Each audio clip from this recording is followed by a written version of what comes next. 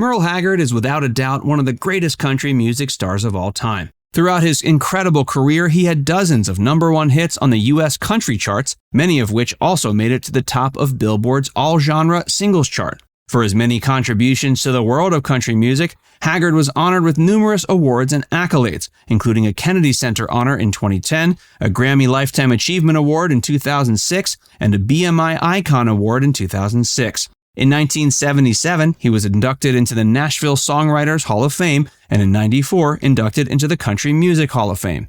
Haggard collaborated with fellow country legends like George Jones, Willie Nelson, Buck Owens, and even Clint Eastwood.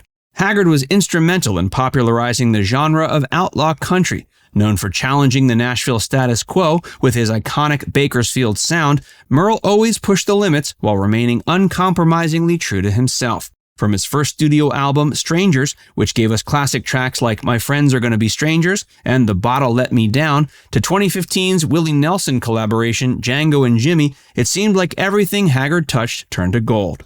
And as impossible as it might be to imagine what the country music genre would look like without him, it blows your mind when you realize just how close Merle got to never making his first big break. The legend nearly failed to launch after getting sent to prison as a young man. During his young buck days, Merle Haggard lived out the country outlaw lifestyle unapologetically. Keep watching to learn how Merle Haggard left his life of crime after a fateful encounter that changed his life forever. Born in a Boxcar.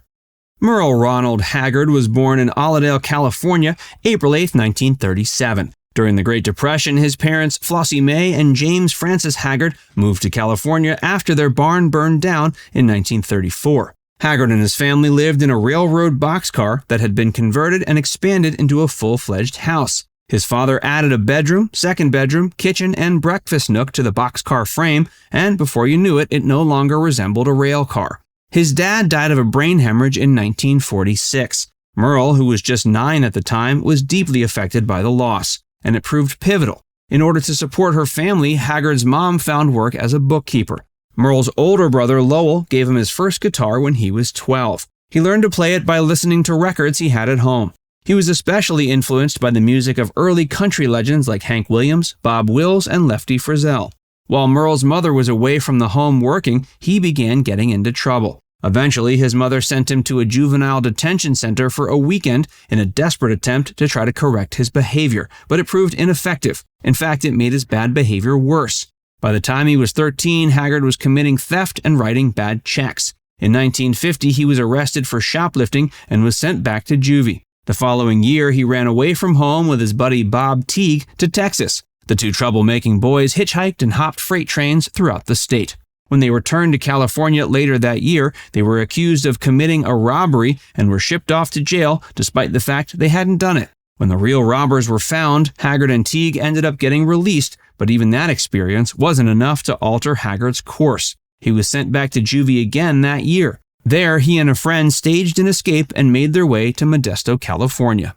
There, Merle found work doing a series of labor jobs, including driving a potato truck, working as a short-order cook, and serving as an oil well shooter. Merle made his debut performance with Teague in a Modesto area bar called the Fun Center. The two were paid $5 and given free beer. In 1951, he returned to Bakersfield, where he was once again arrested for truancy and petty larceny and sent back to a juvenile detention center. After escaping again and getting caught, he was sent to a high-security facility called the Preston School of Industry. 15 months later, he was released, but sent right back after beating up a local boy during a botched burglary attempt. After his release, Haggard and Teague saw Lefty Frizzell perform in concert. The two sat backstage, and throughout the performance, Haggard sung along to each song. Hearing him from stage, Frizzell refused to continue playing unless Haggard came out and sang first. Being invited on stage by one of his childhood heroes, Haggard obliged and was received well by the audience. It was at this show that Merle decided to pursue a career in music. In the early days of his musical career, Merle would sing and play at local bars in the evenings while working as a farmhand or oil worker during the day. Merle owed Johnny Cash almost everything. In 1957, Haggard, plagued by money issues and marriage problems, tried to rob a Bakersfield roadhouse. The attempt failed, and he got arrested.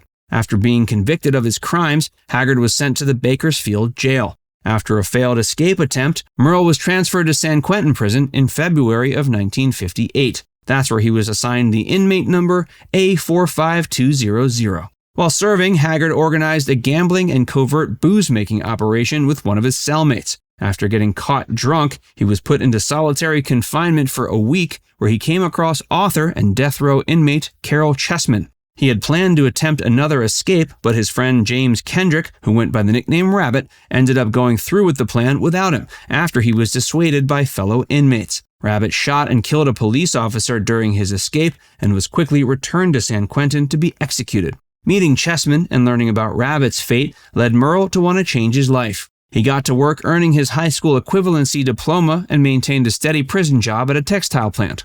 Merle was just 20 when he got to see Johnny Cash perform at San Quentin. At that point, he was serving out a 15-year sentence, which means he really did turn 21 in prison, just as his country classic Mama Tried laments. Seeing Johnny Cash play on New Year's Day in 1959 inspired Merle to join the prison's country music band. He knew that after his release, rather than returning to a life of crime, he'd instead devote it to writing and performing country music. After an early release in 1960, Haggard got straight to work and recorded his first Billboard Top 20 hit song within 3 years. Fast forward to 1969, when Merle had numerous hits under his belt, he got the chance to appear on Johnny Cash's TV show. Between songs, the two country stars had an exchange that is almost too good to be true. After Cash mentioned San Quentin, Haggard said that it was there that he first got to see Johnny perform. Cash responded by saying he didn't remember him being at the show. Merle shot back with, "I was in the audience, Johnny."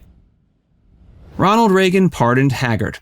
In 1972, then Governor of California Ronald Reagan pardoned all of Haggard's past crimes. Merle was so touched by the gesture, he even mentioned it when he performed live for Ronald 10 years later when he was president. He told the audience at that concert he hoped the president was as pleased with his performance as he was when Reagan pardoned him 10 years prior. Haggard later told reporters that Reagan's pardon changed his life. He told CMT in 2004 that until that point, he felt like he had a tail hanging on him, but after the pardon, it was gone. As an ex-convict, he had to jump through all sorts of hoops that regular law-abiding people don't have to. Everything from filing legal paperwork to leaving the country is much more difficult when you're a felon. But thanks to Reagan's kindness, he was able to be a normal guy. Unfortunately, Merle spent much of his life as a heavy drinker, smoker, and drug user. In 2009, he announced he'd been diagnosed with lung cancer. A few months later, he had surgery to remove part of his lung. He passed away from pneumonia complications on the morning of April 6, 2016, on his 79th birthday. Now it's time to hear from you. What's your favorite Merle Haggard song? Let us know in the comments section below. And before you go, make sure you give this video a like and subscribe to Facts Verse if you haven't already. Click the bell icon to stay updated on all our latest content.